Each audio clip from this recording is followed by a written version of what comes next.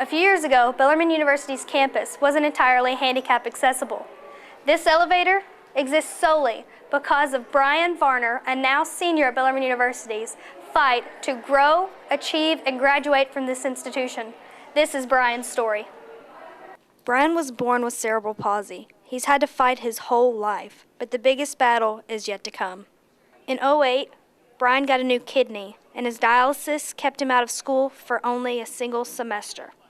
All those things would not have been possible if I hadn't been physically able and physically prepared to do that. And a lot of that goes to the service learning clinic, use official terms. And there's a lot of pieces that fall into place. Yeah. We didn't get that kidney, we'd not be as far as we are. We'd still be pushing, but that helped a lot. Yeah, the kidney transplant in '08 was huge because then I was able to start on the treadmill the following semester and really get moving.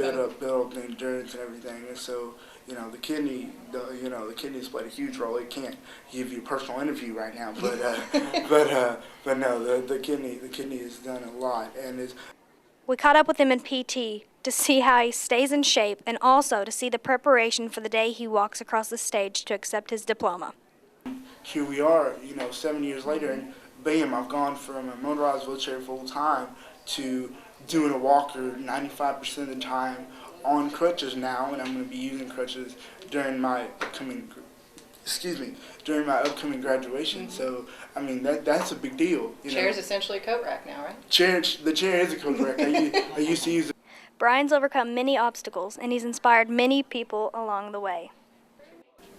Bryan has overcome a lot of health problems since he's been a student at Bellarmine. He's had a kidney transplant, he's been on dialysis, yet he's come to class and been able to do service learning and volunteer work in the community, be active in his church, made a huge contribution to the life of this campus and to the community. So if he can persevere through all of those different medical issues and still be a successful student, I would say anybody can do it. After graduation, Bryan hopes to use his communications degree to become a DJ. He currently has his own radio show on BU Radio, where he is DJ Choco Chip. After graduation, I'll be here in the Louisville area. Like I said, I'm looking at a possible internship with Cox Media possibly. So yeah, I'm looking forward to being here in the Louisville area, looking forward to working at a radio station here and being successful we'll here. We'll hear him on the airwaves somewhere. Yeah. We will. I definitely, when I make my millions, I definitely have planned to give money back to the SLC. And we will greatly appreciate it. Yeah.